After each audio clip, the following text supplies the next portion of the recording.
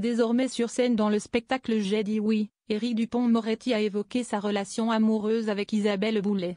Une idylle qui a été compliquée lorsqu'il était ministre de la Justice en raison de son emploi du temps très chargé.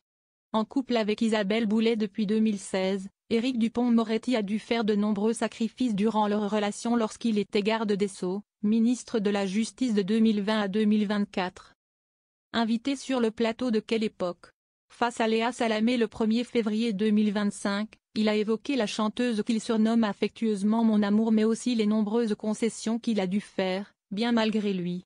Moi je voyais ma compagne tous les 15 jours, 3 semaines, elle habite au Québec.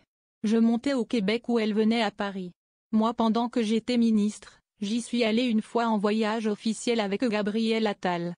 On était allé voir le gouvernement fédéral. Ce que je veux vous dire c'est que même là, on n'a pas eu beaucoup de temps. Quand j'ai demandé à Isabelle, où en était notre situation, elle m'a dit, bah évidemment je respecte ton choix, mais elle craignait déjà, elle avait compris, que ce serait un grand chambardement dans notre vie, a-t-il confié. Et même en vacances, Éric Dupond-Moretti avait des impératifs.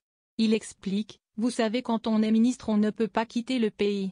Et en vacances aussi il faut que vous soyez à 250 km de Paris, enfin à 2 heures max de Paris. Mais c'est elle qui a fait l'effort de venir. Isabelle Boulet accompagne Éric Dupond-Moretti sur scène. Pour autant, le couple semble plus soudé que jamais et file toujours le parfait amour depuis presque 10 ans. Si Éric Dupond-Moretti est désormais sur scène avec J'ai dit oui au théâtre de Marigny, Isabelle Boulet a souhaité participer à son spectacle. Ainsi, la chanteuse et maman de Marcus a offert un beau cadeau à son compagnon en posant sa voix sur la merveilleuse chanson de Serge Reggiani Ma liberté, a-t-il expliqué. Un petit cadeau qu'on entend à la fin de ce spectacle, précise l'ancien homme politique, très touché par la délicate attention de son amoureuse.